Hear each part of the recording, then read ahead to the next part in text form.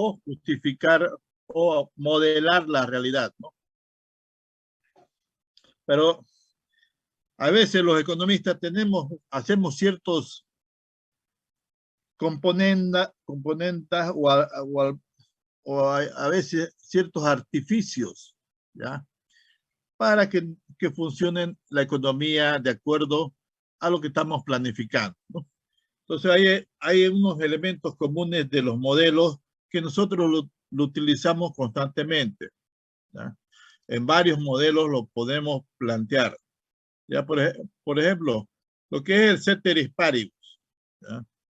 ¿Qué significa ceteris paribus? Vamos a hacer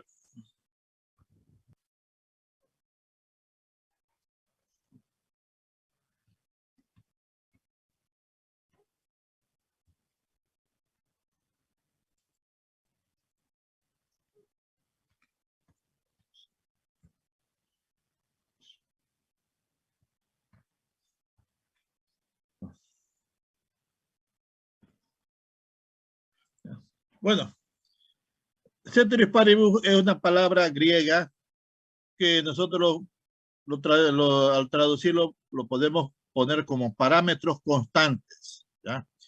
Entonces, los griegos han sido uno de los primeros precursores de la economía. Ya ustedes saben, los griegos han vivido antes de Cristo y ellos han tenido ciertos elementos como para hacer o la ciencia económica que ellos lo manejaban bastante, ¿no? Muchos, bueno, hay una historia que los griegos habían gente adinerada que tenía esclavos, ¿no? Entonces los griegos, estos señores Sócrates, Aristóteles y Arquímedes, todo eso, eran tan millonarios que tenían varios esclavos, entonces no hacían nada. Y como no hacían nada, se ponían a pensar. Entonces ellos han enunciado muchas cosas, ¿ya? En una de las cosas es la economía. Ellos son precursores de lo que es la ciencia económica. Economía, ellos se referían a lo que era la administración del hogar. Después lo pasaron a la administración pública, ¿ya? Entonces se quedó como ciencia económica. Oikos, no, oikos es hogar y nomos es estudio, tratado. Por eso la economía es la ciencia que estudia el hogar. Bueno, dicho y eso, estos griegos hicieron el famoso ceteris paribus, ¿no? Parámetros constantes. ¿Qué quiere decir eso? Que algunas variables que se toman en algunos modelos, por ejemplo, se lo puede poner constantes, ¿ya? Es decir, que no varíen para que no enturbien o no distorsionen el modelo que nosotros estamos planteando, ¿no? Por ejemplo, si nosotros vemos, por ejemplo, vamos a hablar de un modelo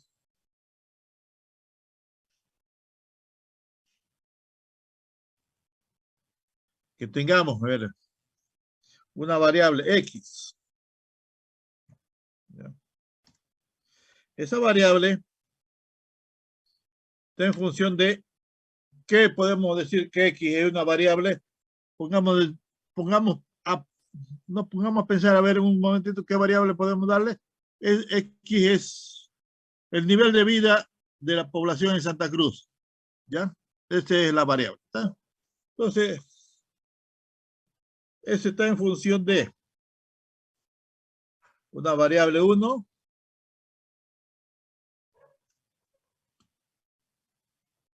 una variable 2,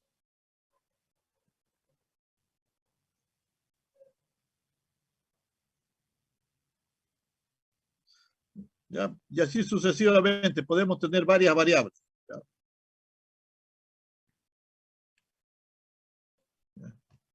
¿Ya?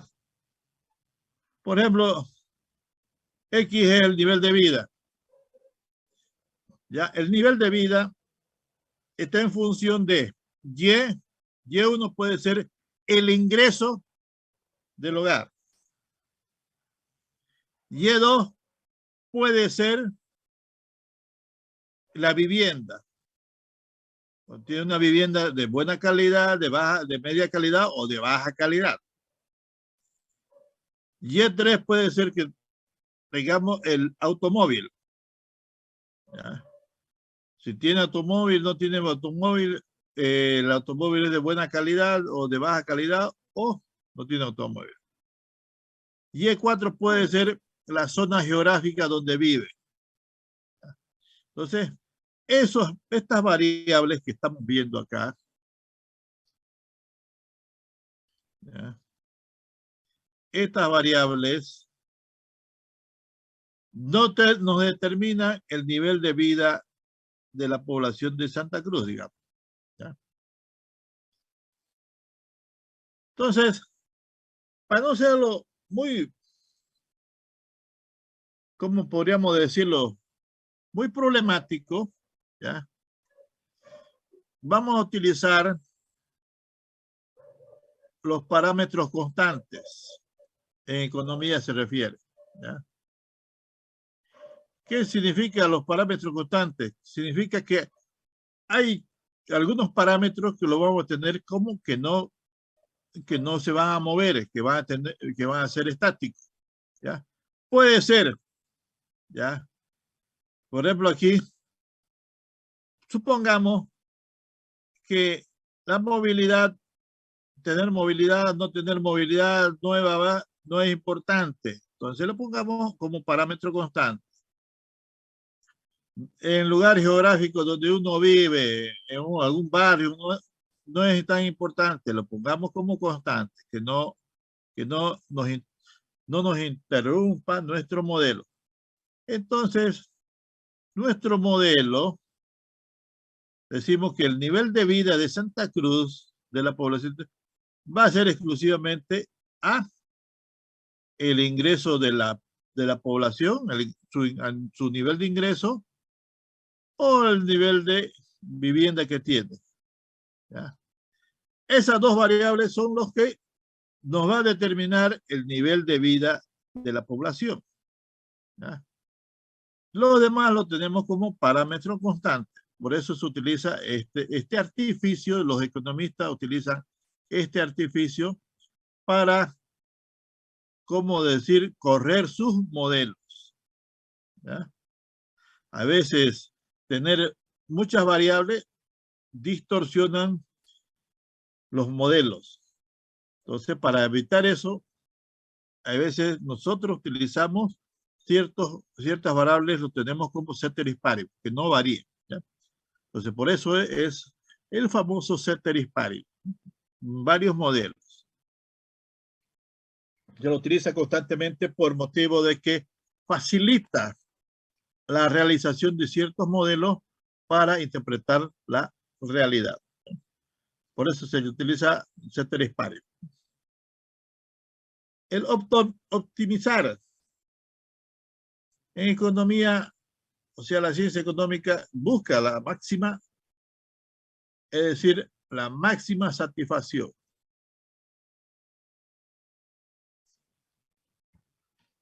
Maximizar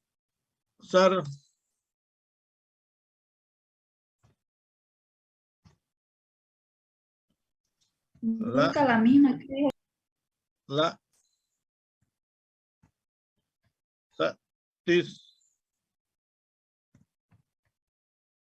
satisfacción.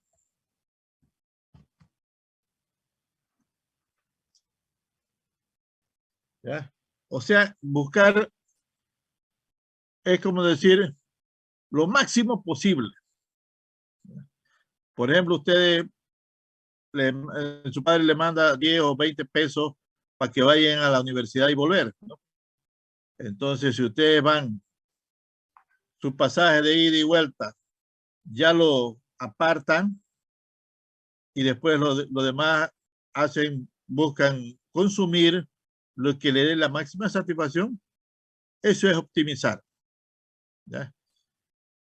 Es decir, reducir los costos, los costos a lo mínimo para tener una máxima satisfacción. ¿Ya? Por ejemplo, si ustedes van con 20 pesos a la universidad Y ahí llegan ya y lo gastan todo y no reservan para su vuelta. ¿Y su vuelta qué pasa? Vuelven a pie. ¿Qué pasó? No han maximizado su satisfacción. Volver a pie a su casa es una insatisfacción, ¿no? Entonces, ustedes no están maximizando su satisfacción, ¿ya? Entonces, eso es optimizar. Reducir lo mínimo sus costos para tener una mayor satisfacción, ¿ya? El análisis positivo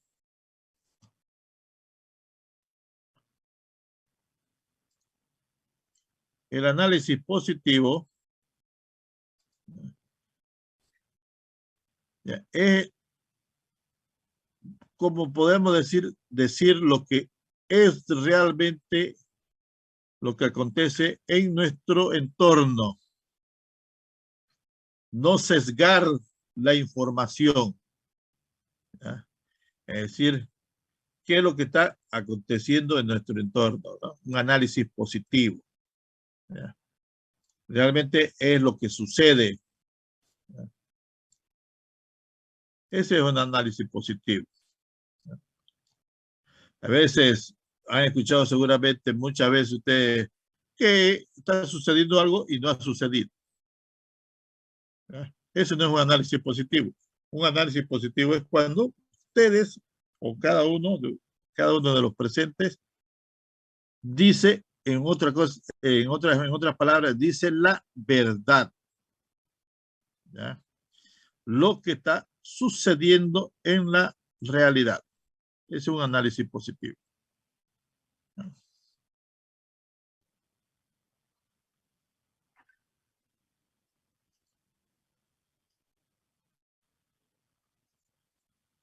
Bueno, en ese caso, análisis y predicción de los modelos, ¿ya? Fíjense, el análisis es escarbar y de eso predecir. El análisis se refiere a la explicación del comportamiento de las unidades económicas, cómo se comportan, ¿no? Es decir, cuáles son los consumidores o empresas. Los consumidores y empresas son las dos fuerzas del mercado, las dos fuerzas que es, es, están en la economía. Partiendo de conjunto de supuestos, deducimos ciertas leyes que describen y explican con un grado adecuado de generalidad, ¿ya? Es decir, que explican con un cuadro de generalidad, es decir, que esas leyes y esas teorías son para todos en conjunto. El comportamiento de consumidores y empresas. Cómo se comporta los consumidores y cómo se comporta la empresa. Por ejemplo, la ley de la demanda, ¿ya? ¿Qué sucede con la ley de la demanda? La ley de la demanda dice el precio sube, la cantidad demandada baja.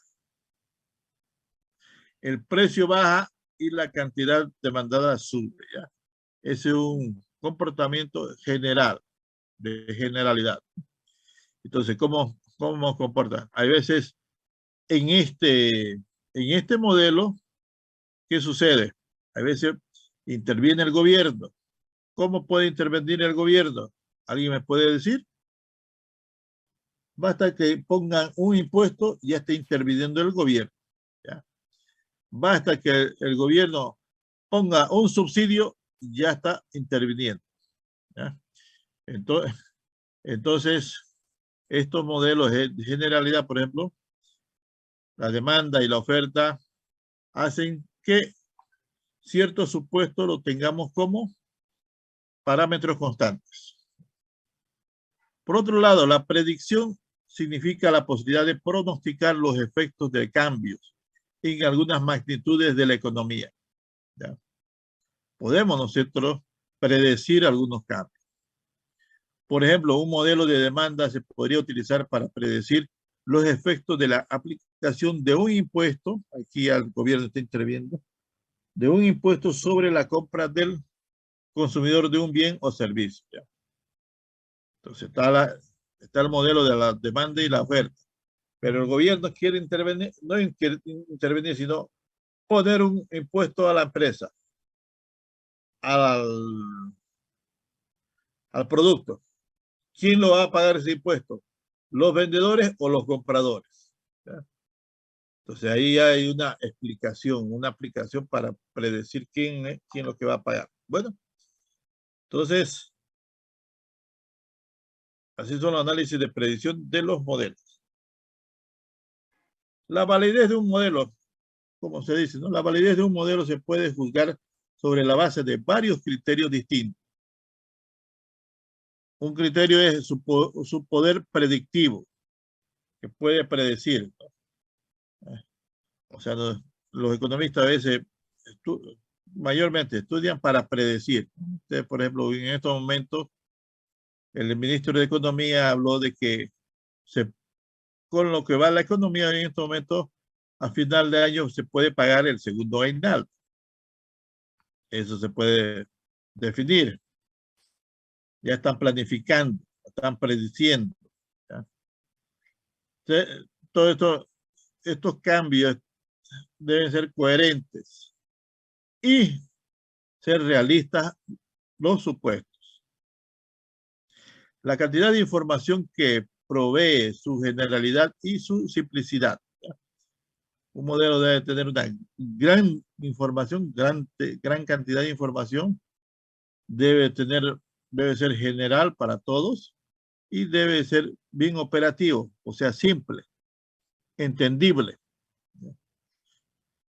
El poder de un modelo se deriva de la supresión de los detalles irrelevantes. Allá en esos detalles irrelevantes, ahí interviene lo que le estábamos diciendo hace rato, el ceteris paribus, ¿no? Que permite al economista fijarse en los rasgos esenciales de la realidad económica que intenta comprender. Hay algunos supuestos que no es necesario tomarlo en cuenta. A eso se refiere la validez de un modelo. En esta perspectiva, un buen modelo, fíjense, un buen modelo es tan útil como un buen mapa. ¿Qué significa un mapa? Ubicarse en un lugar. Entonces, un buen modelo económico significa ubicarse en la economía. Y hablando tanto de modelos, vamos a hablar dos modelos que existen constantemente. Se da en la realidad.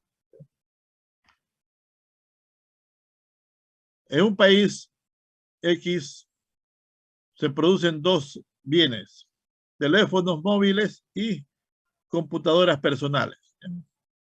Este modelo es que se le llama el modelo de la frontera de posibilidades de producción. Entonces, ¿qué sucede cuando produce teléfonos móviles?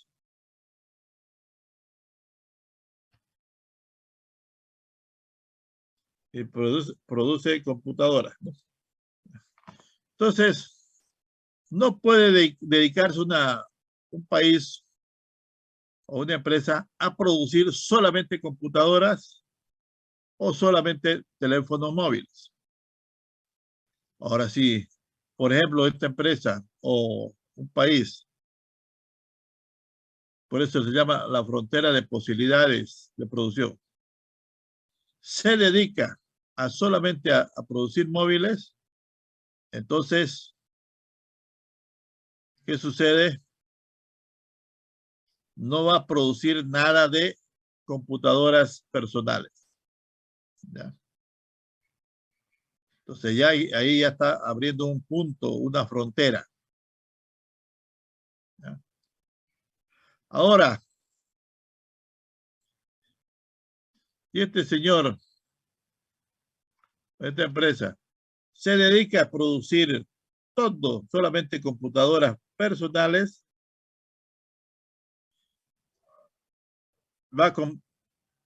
¿cuánto va a producir de teléfonos móviles? Cero. No va a producir nada. Entonces ya va su otra frontera de posibilidades de producción. ¿Ya? Es decir, ya está dedicada solamente a especializarse en computadoras y no así en móviles. Pero digamos, si está en el punto C, ¿qué sucede? Produce menos, se dedica a producir menos teléfonos móviles y también menos computadoras. ¿Ya? También produce más teléfonos móviles y más computadoras. ¿Ya? Pero eso sí, no llega toda su producción de teléfonos móviles, no llega a dedicarse todo, sino ha bajado de producir teléfono móvil. También ha bajado computadoras, ha buscado un equilibrio. ¿Ya? Y ese equilibrio se da en el punto C. Y ese C se les muestra que es la frontera de posibilidades de producción. ¿Ya? Igualmente, en el punto B. En el punto B existe una frontera. ¿Ya? Produce menos móviles y también produce mucho menos computadoras, pero su producción más está abocada a producir móviles, pero un poco de computadoras. Igual en el punto C, ¿ya?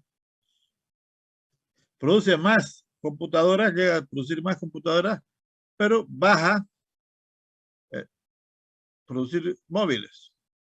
Sigue manteniéndose en la producción de móviles, de teléfonos móviles, ¿ya? Pero aumenta aumenta la producción de computadoras. Pero en eso no hay una frontera.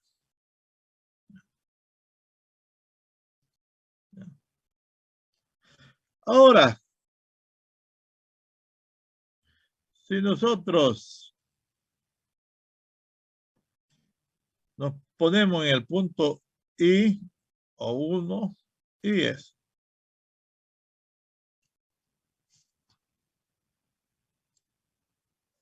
El punto I, ¿qué sucede? En el punto I, nosotros tenemos capacidad ociosa en nuestra empresa o en nuestro país. No estamos utilizando toda nuestra materia prima, no estamos utilizando todos nuestros recursos humanos, no estamos utilizando toda nuestra maquinaria y herramientas. ¿Ya? Es decir, estamos trabajando a medias. Estamos trabajando sin ocupar todos nuestros recursos humanos, sin ocupar toda nuestra materia prima y sin ocupar nuestras maquinarias y herramientas. No estamos ocupando al 100%. De repente estamos utilizándolo solamente el 50%. ¿Ya?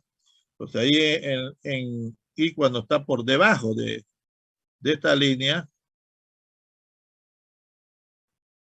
¿ya? La empresa está en una capacidad ociosa. De una capacidad ociosa. En cambio, cuando está en la frontera de posibilidades, ¿ya? Su capacidad está produciendo al 100% la empresa.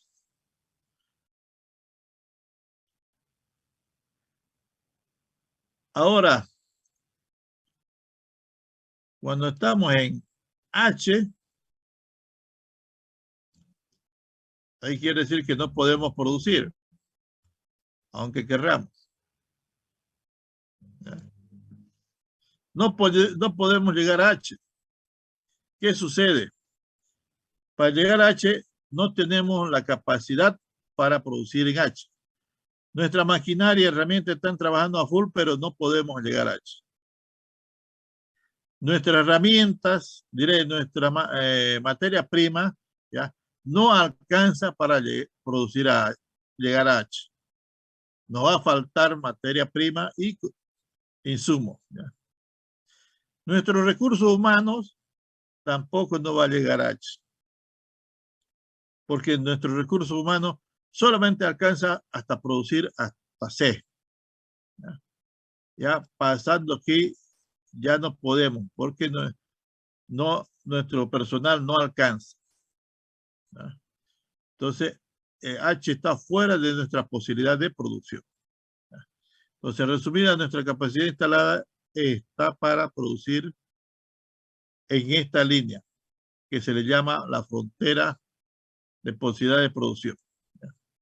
Y eso ustedes lo pueden determinar cuando lleguemos a la teoría de la producción con un insumo variable y con dos insumos variables. ¿Hasta dónde podemos nosotros producir? ¿Hay alguna pregunta, jóvenes?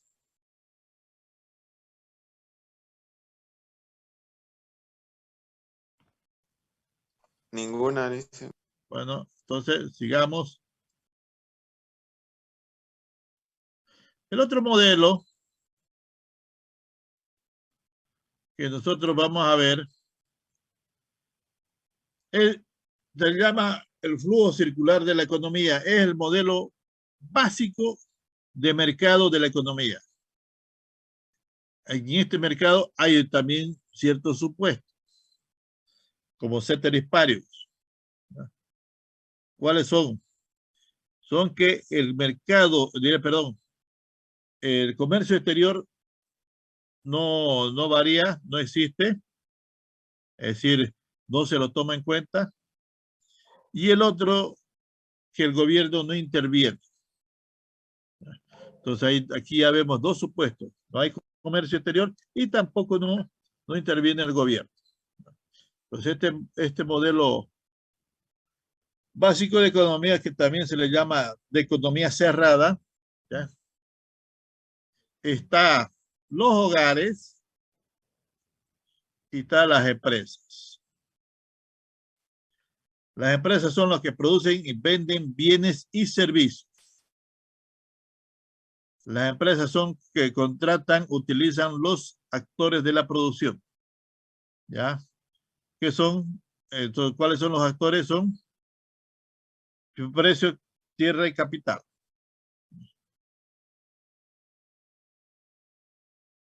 A ver, ¿qué les dije? A ver, trabajo, tierra y capital. Bueno, y los hogares, por este otro lado, compran y consumen bienes y servicios. Compran y consumen bienes y servicios. Todos los bienes, todos los productos que son bienes tangibles e intangibles. Compran. También son los propietarias y vendedoras de los factores de producción, es decir, del trabajo, tierra y capital. ¿Ya? Entonces, ¿qué sucede? Primeramente hay un intercambio. El más famoso es el de arriba.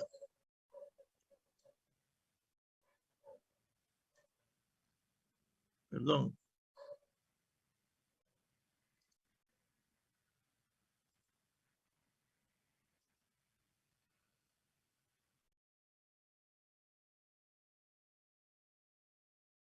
Vamos a ponerlo de otro color. Bueno. Vamos a hacer primero el de abajo.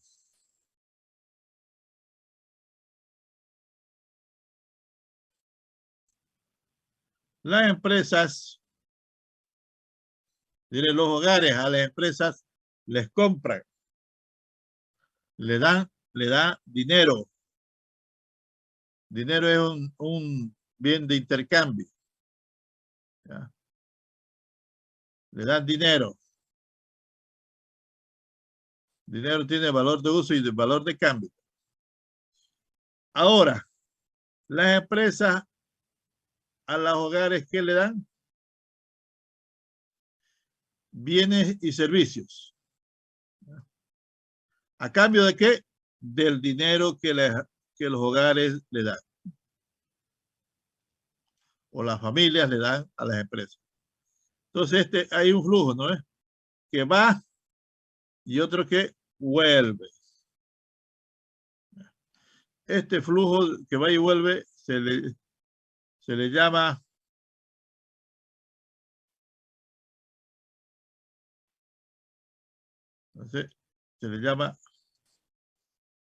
el mercado de consumo.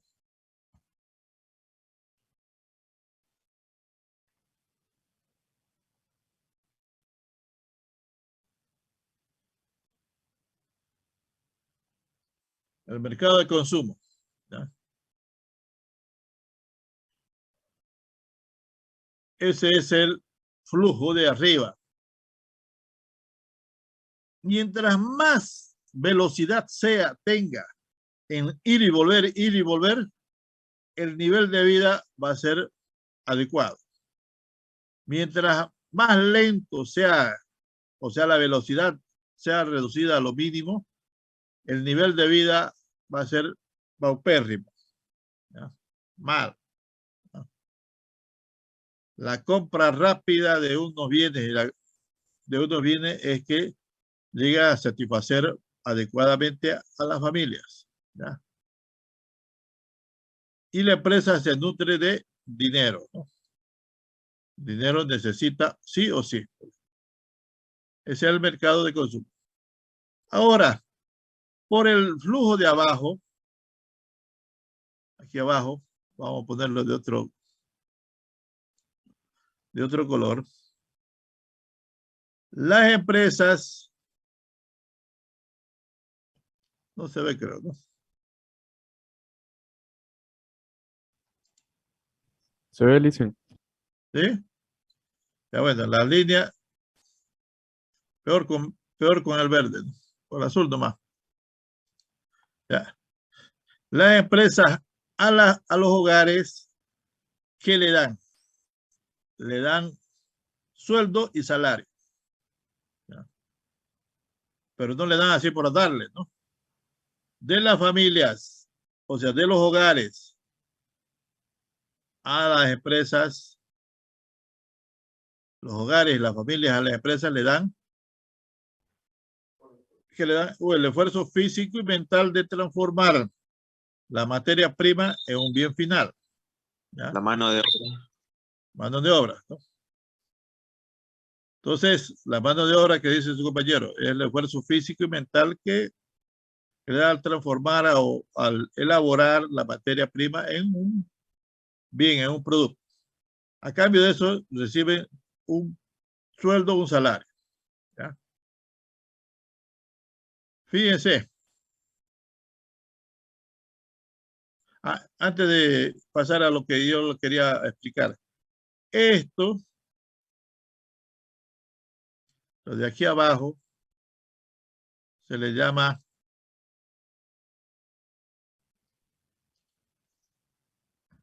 mercado laboral. Ustedes saben que el mercado laboral es una jungla, ¿no? Una selva, como no decirlo. Allá la competencia es dura. Tan dura que, compañeros, queridos alumnos, desde ahora ustedes pónganse la pila y estudien, bien preparados. No, yo no le digo yo que soy un tipo, ¿cómo le puedo decir? He hecho varios estudios donde a veces me he presentado, me he encontrado también con competencias sumamente fuertes, ¿ya? Que estaban lejos de mí, ¿ya? Por eso la competencia en el mercado laboral es sumamente fuerte, ¿ya? Y el que va a entrar, bueno, últimamente ser político también es asequible, ¿no? Pero ahí tenemos hay una limitante, ¿no? Que el político, ¿cómo se llama? ¿Qué le dicen? El político es el lambebota. Bueno, entonces el mercado laboral es donde recibe un sueldo y salario a cambio de trabajo, de la mano de obra. Mientras más veloz sea, el nivel de vida va a ser asequible, va a ser rentable, ¿no? Fíjense, este va así, ¿ya?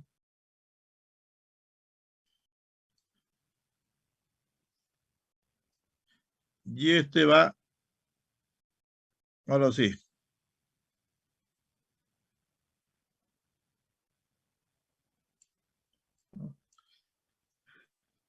Fíjense ese circuito. Mientras estos círculos vaya a mayor velocidad, el nivel de vida va a ser sumamente aceptable. Cuando el nivel, diré, el circuito va a una velocidad muy baja, nos vamos a encontrar con recesión. Se le llama recesión. ¿Por qué motivo? Vamos a comprar productos no muy seguido. Las familias van a tener trabajo no muy seguido. No va a ser un trabajo constante. ¿Ya? Y al tener un trabajo, no vamos a tener un trabajo constante, no vamos a tener dinero para comprar bienes. Entonces la producción va a bajar. Y si baja la producción, también va a bajar los trabajos. Y así sucesivamente, ¿no? Pero si la velocidad es sumamente alta, la más alta posible, entonces en ese aspecto cambia. La economía va a estar en un auge, auge, es decir, que va a haber trabajo, va a haber dinero, va a haber producción, va a haber compra y venta de productos y al mismo tiempo lo que más importa a veces en la economía es trabajo, tener trabajo, porque tener trabajo es tener poder adquisitivo para comprar bienes. ¿Ya? Y al comprar bienes, la empresa está produciendo. Y al estar produciendo la empresa, está dando trabajo a la familia. Y las familias, al trabajar, van a tener dinero. Al dinero van a poder comprar bienes y servicios. Y así sucesivamente el circuito, mientras más veloz sea, la economía va a estar en un auge. ¿Ya? Entonces, es el modelo básico de la economía. ¿Alguna pregunta tienen?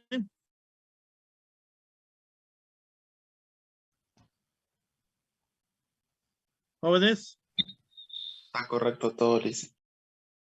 Bueno, ya que no hay ninguna pregunta,